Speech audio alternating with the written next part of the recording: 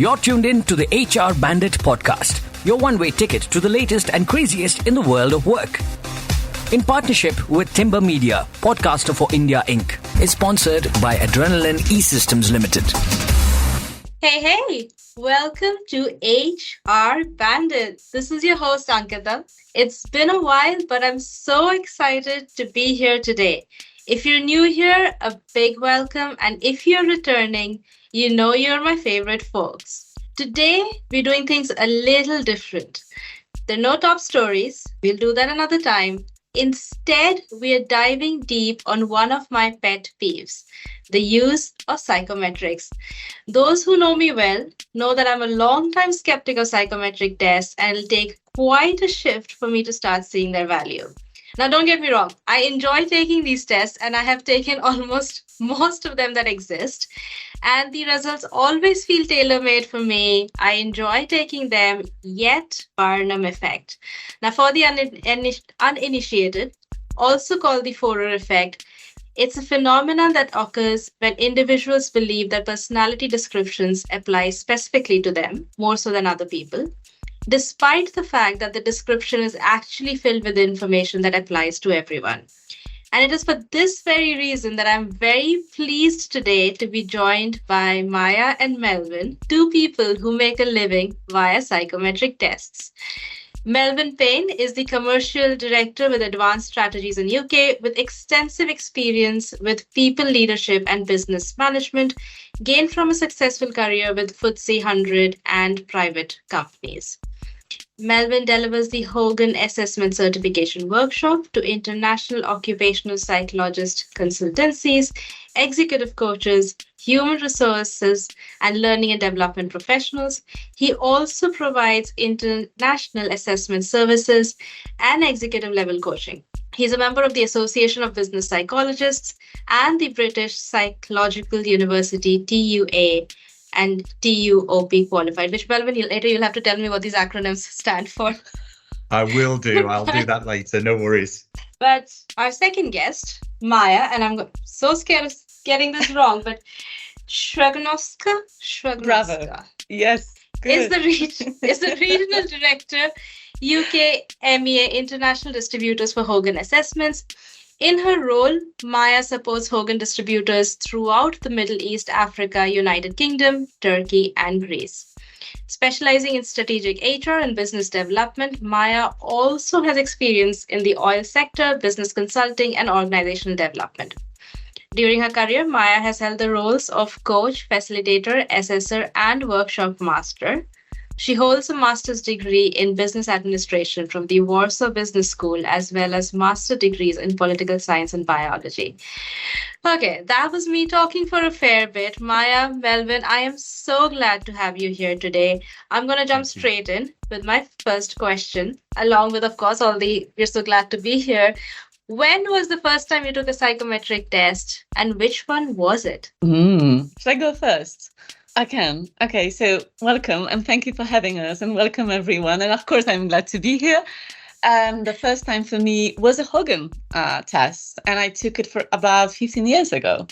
Oh, wow. Yeah. I think I was experienced with the Belbin kind of team roles earlier, but it wasn't a real inventory. So for me, the very first one was Hogan. Yeah. And you're still with them. Here you go. I'm pretty loyal, huh? Pretty much. Melvyn? Yeah, I still remember my first one, because probably a little bit like you, Ankita, I disagreed with it totally when I first had it. It was actually 41 years ago as part of an assessment centre process when I was sort of a young aspiring manager. So when I used to have hair as well, which has all dropped out now, with all the psychometrics I've done since. Which one was it? So the first one was Myers-Briggs, and it was also combined with one called FIRO-B. Oh, and it yeah, was also I remember that one. Yeah, it was also combined with a numerical and a verbal and an abstract reasoning test. So I spent quite a few hours in the first time effectively completing reports and tests on myself. Assessment centers, we've got to love those. Yeah. They Well, still mine exist. Yeah. Oh, yes. And I'm sure whoever comes up with them in their current organization is a star for coming up with something brand new. MBTI was my first one, and I think we took it in business school as like an introduction to psychometrics, and I was like, oh my God, this is genius. And then I went into like the whole metrics of how relevant it is, and I was like, they fooled me. Like for the first time ever, I've been completely scammed. Well, not for the first time, but yeah, I felt very scammed at the end of it. But like I have taken MBTI at least 3 more times over the many years, and it has to be the most popular. Like it's just like it's popular pretty much. I've seen people who are like, hi, I am IN whatever, and I'm like, don't like that, but ENTJ, it's always been the same. But I know today's episode is dedicated to figuring out psychometrics. What are they? Where should they be used? So I'm going to start with like just the basics, because the two of you work in that field. Could you help our listeners and me understand what are psychometric tests? And more importantly, why do so many of them exist? That's a very good question. I don't know. We don't want so many of them to be existing, you know. It's making our work more difficult, but still they keep on popping up everywhere in every country. So I think they exist because people are still trying to pursue the question, who are we and what is the nature of human nature? And they give many answers to that. And so most of the psychometrical tests were developed to answer that question. And you can look at that question from different perspectives. So, for example, the Myers-Briggs inventory is trying to show the whole of you. So what is your identity, reputation, and how do you display your behavior everywhere? Whereas Hogan looks at the personality from more reputational point of view, and we try to measure and try to predict performance, and we try to measure how other people see you. But there are very different approaches. And why people do it, why there are so many tests? Different purposes. Some of them are very clinical, and we don't go into that so much, but they help people to get better, to get healthier, to get a therapy. Some of the tests or inventories are very much business oriented, and this is where Hogan is placed. So we try to predict occupational performance, basically. We try to help people make more informed decisions about who they hire, who they fire, who will they promote, and how they can cope with matching people with the organizational strategy and culture. Some other tests can help you to find a romantic partner or, promote yourself over LinkedIn. So there are very many purposes. And I think my answer is that, all of us, we are a little bit narcissistic. So we like to find out about ourselves and we like to listen how great we are. So maybe that's another reason why people come up with tests to feel our narcissism. Melvyn, what do you think about that? Yeah, I think so too. And all of those different purposes we use tests for. And I think the other side of that, as well as what we call the personality side, you've also got psychometric tests that cover our abilities to do things. So, how well can I perform tasks or solve problems compared to my peers? So would you say then psychometric tests are science-based evaluations to reveal bits of personalities? Ideally, they should be science-based. Not all of them are. I'm sorry to say, they should be science-based. And to tell you something about your personality from the behavioral standpoint or cognitive ones, because you have plenty of tests that measure cognitive ability or your intellectual capacity. And that's also very useful. But we think at Hogan that it's less useful than predicting how you're going to behave in the workplace day to day on where you're stressed and what drives your behaviors. So we think personality is, in long run, responsible for your success or your failure, maybe more than your intellectual capacity, especially for certain job levels. And there's one comment you made about, us being narcissists that actually reminded me of an incident. We'd got an external trainer in for one of the sessions, and we were to design them. And she was like, oh, let me give you a top tip for designing any training session. Throw in a psychometric test and then look at the evaluation, and people love it. They always feel like they've discovered something about themselves, even if it's total trash. So if you see like scores plummeting and your feedback for that training is like 3 out of 5 on a regular basis, throw in a psychometric and you'll see a shoot. And I was just like, really? And she was like, yeah, just do it. And I was like, this is it, the scam continues. But like, yeah. I know I'm being facetious and calling it a scam, but it has a reputation of on both ends. Yes. So, definitely does. Yes, yeah. It does. And the same for the horoscope. So many people are reading the horoscopes, and let me write you one today if you want to. I'm pretty imaginative, so I can do it. And it has no validation whatsoever, because people are like that. We like to discover ourselves. But that's why, developing a test which will really give you basis for decision making takes time. And there is over 30 years of research behind what Hogan does. And we hire, a good number of psychologists to help us. And the founder of Hogan Assessments is a psychologist himself, Dr. Robert Hogan, who has spent many years on trying to discover the human nature and have run plenty of researches on that. So yes, we do take time for researching and putting science behind what we preach. But we are not free of error. I mean, in the end, this is statistics, and psychometrical tests are based on statistical probability. So there is always a room for error. And I think that's why many people get skeptical about them, because they think, I'm going to take a psychometrical test and it's going to tell me true and only true, like in the court.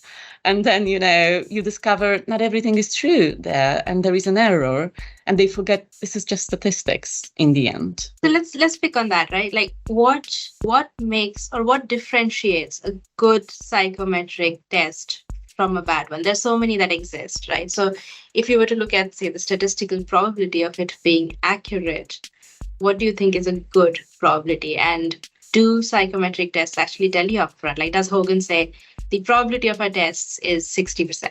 Like, I've never seen that written anywhere. No. Yeah, perhaps if I can pick up on that.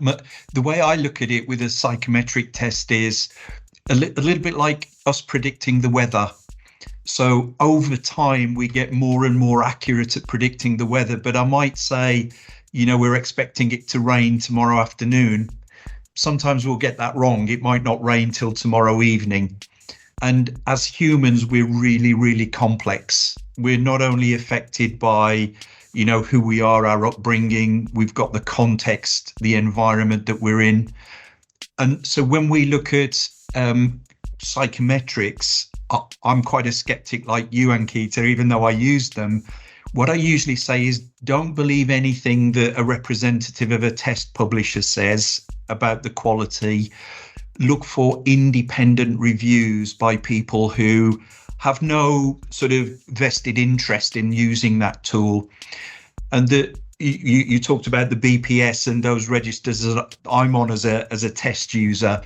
The two that we'd recommend for all of your listeners, if you ever want to check how good a psychometric tool is, either take a look at the British Psychological Society website, and there's a list of reviews there that you can access. They're all independent. Or more internationally, there's an organization called Buros, BUROS.com. And I usually say to people, if you go there and have a look at the review, it will tell you two things. One, how accurate it's likely to be, Ankita, picking up on your question. But also, what sort of context should it be used for? What is it suitable for, and when is it not suitable?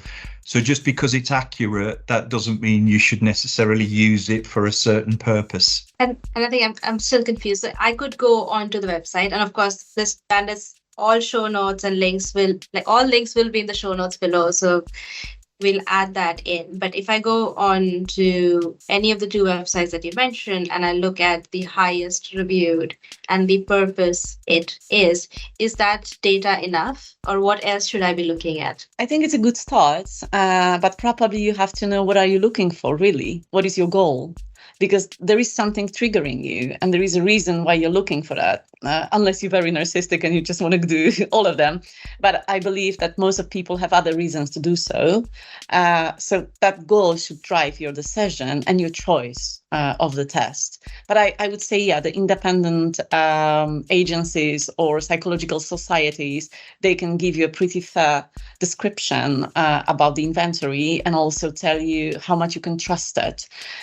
Why is that? First of all, measuring somebody's personality is an intimate endeavor in a way, because people tend to be fragile about who they are and how they are perceived.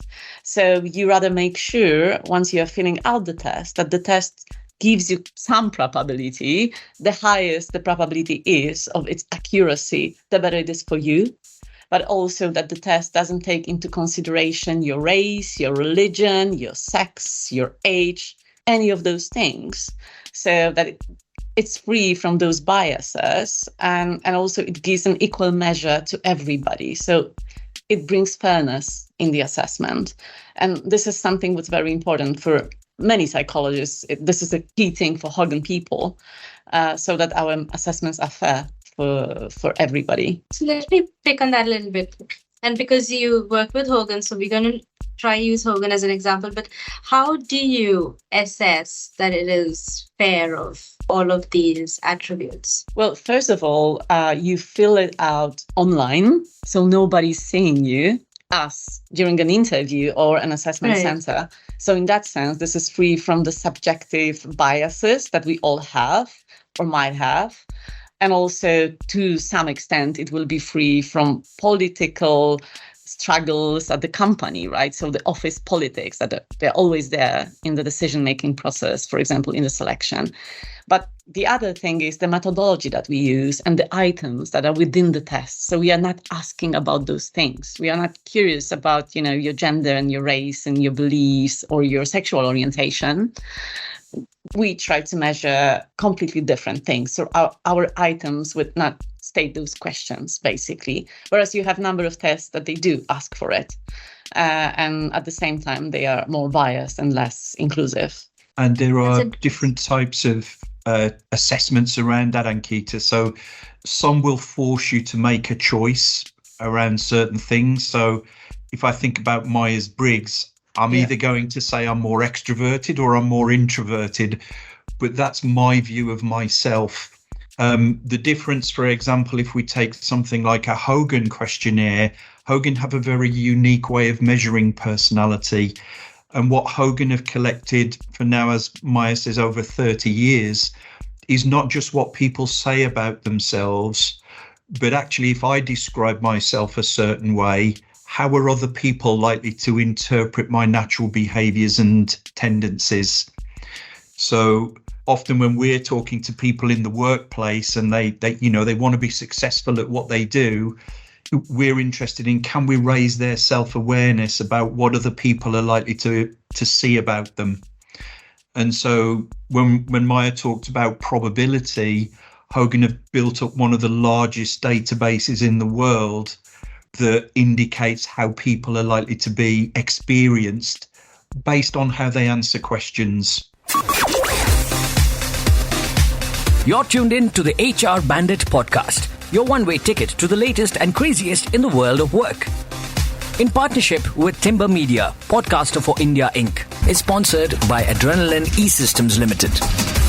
There's always an element of people wanting to game psychometric tests, right? If I know what it's trying to figure, I'm gonna try and respond a certain way. And to combat, obviously, this is one of the most well-known things people do. So psychometric tests try and negate it by asking similar questions or like a whole bunch of questions that check against this tendency. And I'm very interested about like the science that is involved in creating these tests, right? Like, how is it created? Like, what goes on? Just like a tiny glimpse behind the curtains. And then how do we continue to check for relevance? Given like things are changing. And then obviously there's one argument that people are like we stay constant and the environment around us changes. So we'll always have certain tendencies. And then if I was to tag on more questions along with it, the last one is there are a lot of tech tools coming out. And I've seen a few organizations now say that they're using large language models and other technologies to check the validity better than they ever could before. So Yes. given all your experience, could you talk about like how are these created? How do we check for relevance over time? And then how do we use new age tools to check for the validity? Okay, perhaps if I pick up first just on sort of the construction of a psychometric, we could probably do a 3-year degree on how you would do that. But very simply, people identify what they want to measure, come up with a set of questions that they think will measure those attributes or elements. And then what they will do is gather evidence and benchmark that to make sure it measures what they think it will measure. And I know that sounds really simple, but that's what it's about. So if I want to know whether someone's an extrovert or introvert, I might just say, here's 5 questions. I like being around people a lot, yes or no. I like talking a lot, yes or no. I don't like being on my own, yes or no. And they'll give me a pretty good idea of whether that person's likely to be leaning one way or the other. But it also picks up then, Ankita, on the point that you made, which is, but what if I want to lie? Maybe I don't want to reveal information about myself. Or maybe it's being used for a job application. And I think they want somebody who's a bit more of a talker. So I'll tell them that I'm good at it. And so world-class psychometrics have what we call impression management scales, or we call it faking good. Am I trying to make myself look too good in there in the way I complete the questionnaire? And for example, Hogan, we see that as a skill. So if I'm very good at just sort of reading situations very quickly and able to create a positive impression about myself, you can think about environments where that might be useful, like customer service or sales. But if I'm the sort of person that spends too much time worrying about what people think about me and I present differently to people in different environments, then that becomes a problem. So what we're interested in is, can we identify those sort of people? But secondly, can we then use that to say, is that going to be helpful or is it going to hinder them? And if they're really good at faking and presenting themselves in a favorable way, maybe that might be useful sometimes. But we just rather know. Yeah, it's a very good point, Melvyn, and thank you for making it. I would just add that, there is nothing like a good or bad personality. So first of all, you shouldn't think of failing that test, which measures a personality, because it's not a cognitive assessment, right? You can fail a cognitive test, but once you're filling out a personality assessment, well, this is what comes out. And yes, people are having some fear, especially if those assessments are used in selection process. So they try to make it up. But at the same time, it is probably what they're going to do on a daily basis. So it gives you a probable estimate of how they're going to approach job tasks. And when you said, how do we secure that we really measure what we want to measure, where there is a big research done on it, and we come up with norms. In every country, for example, that Hogan is present, we have local norms versus global norms, global pool.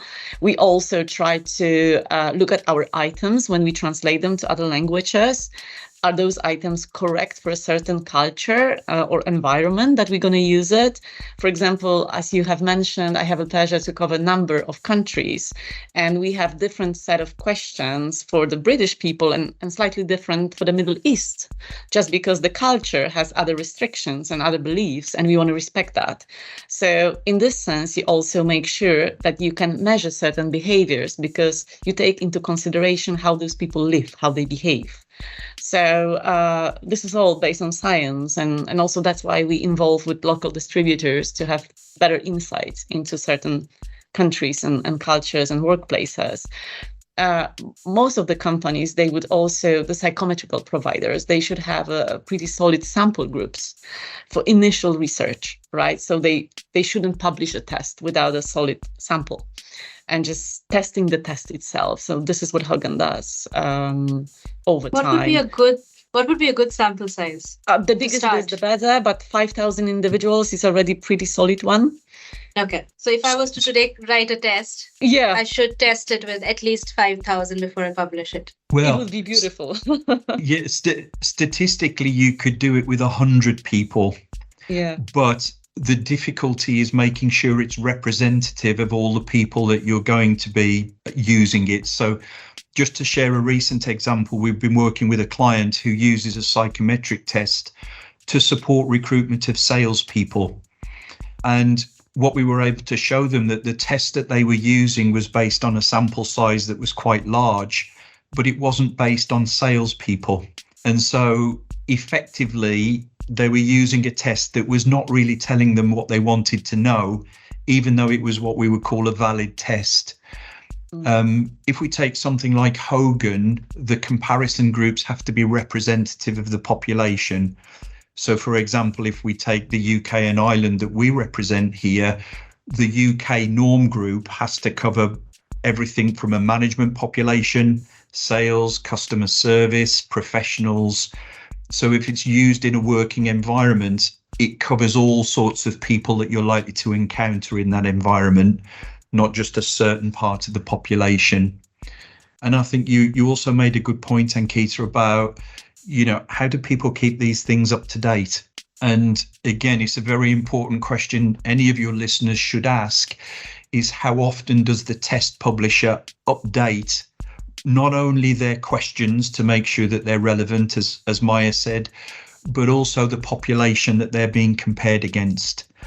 So again, if we take Hogan, for example, the global norms have been updated twice in the last 4 years. And so, if I'm somebody in business who's really concerned about, who I'm being compared to, it's good to know that I'm being compared to the people I'm working around now, and not a bunch of students that a professor was testing back in 1981, for example. I'm going to for a moment ask you to take your Hogan hats off. Sure. It's going to be hard, Done. but I'm going to ask you to take that off.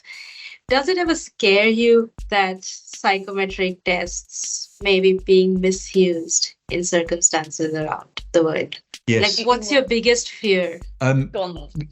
Two things, because I'm skeptical about the use of psychometrics anyway. I don't come from an HR or psychology background myself.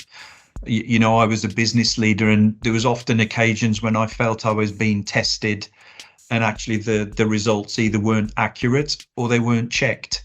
So one of the things that worries me is about fairness, and are they used appropriately?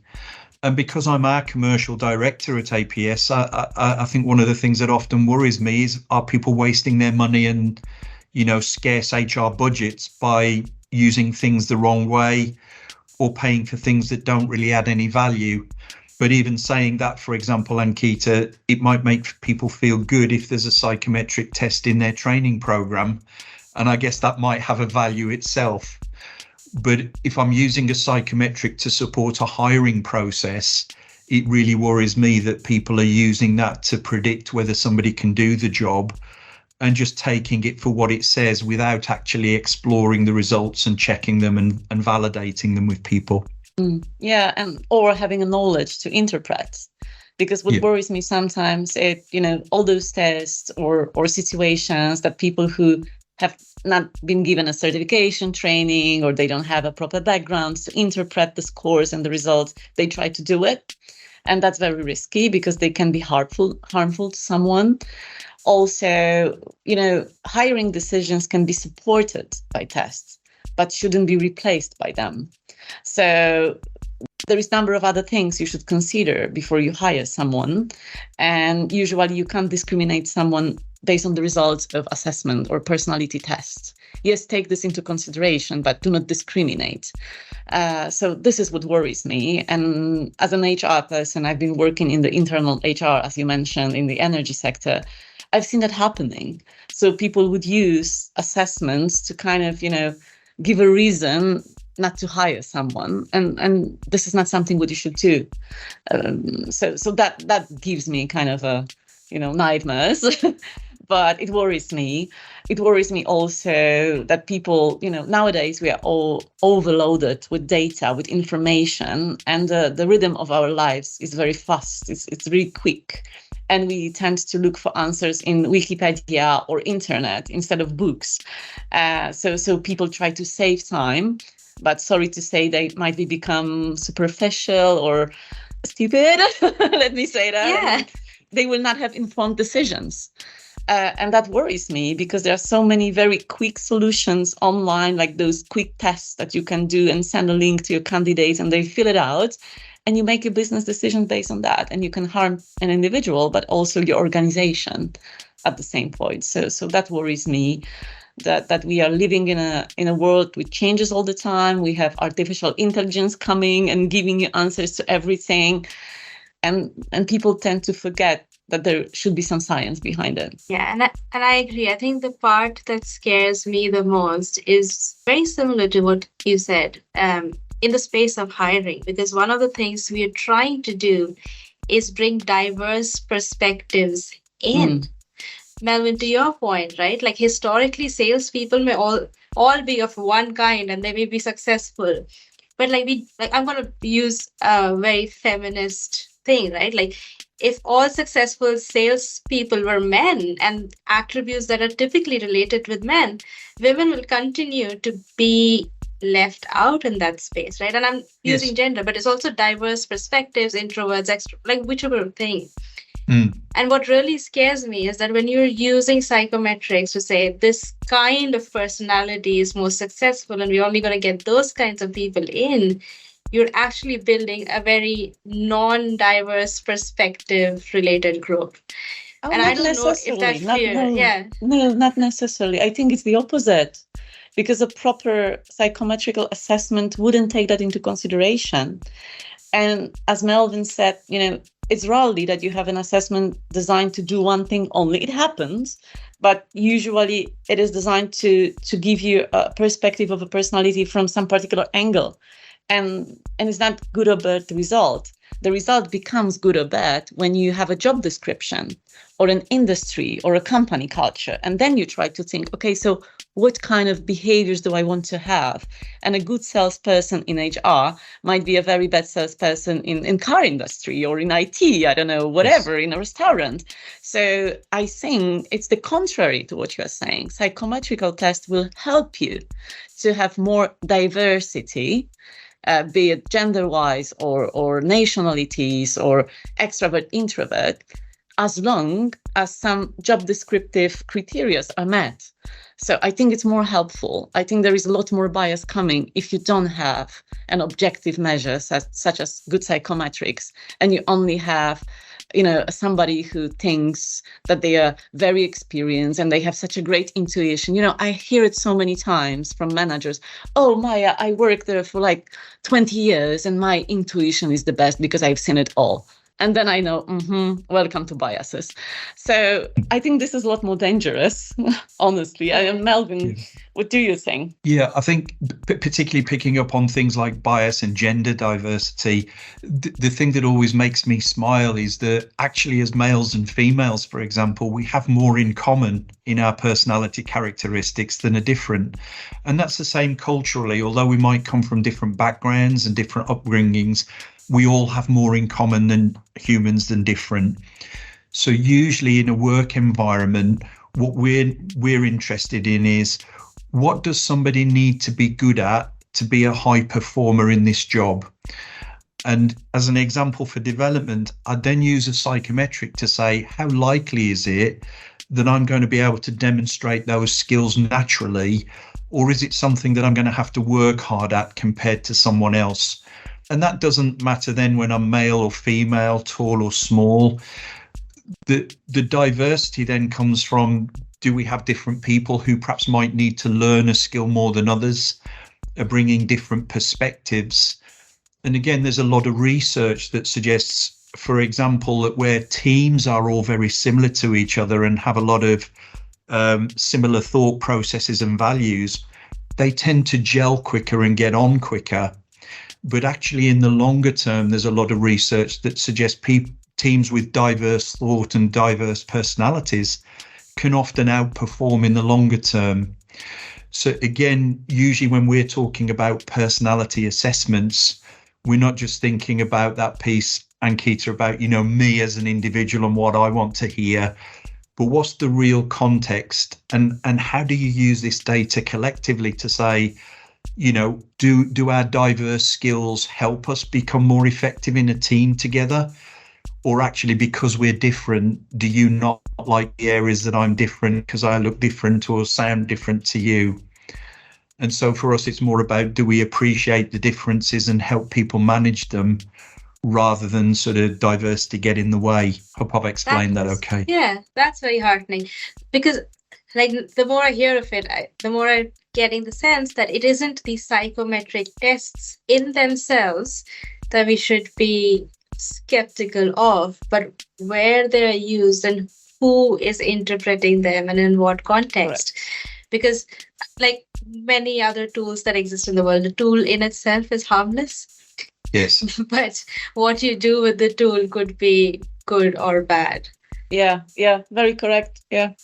Okay. Yeah, I'm gonna get us out of here very quickly, but before you go, I want your comments. I'm going to read out a small section. I want your thoughts on it, and then we'll start wrapping up. But this is where originally Bertram in 1948 did this experiment, from where the name of the effect comes from. It's obviously a professor and his students. It was not to be taken as seriously at the time when it was first done in 1948, but it has been replicated many, many times. So it's one of my favorite studies to quote. So the professor gave a psychology test to 39 students, disregarded their response, and handed out said individualized sketch and asked each one of them to rate it on how well it applied. Each student was handed an identical sketch, and these students rated its accuracy 4.26 on a scale of 0, very poor, to 5, excellent. Now, the study has been repeated multiple times, generating similar responses. And in fact, in 1977, Ray Hyman published a paper that gave you 13 tips on how to convince a stranger that you know all about them, which was based on a very similar concept of psychometric tests. So I will put the link in the description before, so you know exactly how to be most popular in parties or be a successful crystal ball reader. But how does this make you feel? I think that's a great example of making sure your listeners do their homework and make sure they're using a tool that is scientifically validated and independently reviewed as it does what it says. I also think that tells you how sort of easy it is as humans. And if I'm a hiring manager, for example, how easy it is for me to intuitively think I've got a great candidate, and how easy we are to convince as humans that something's right when it might not be.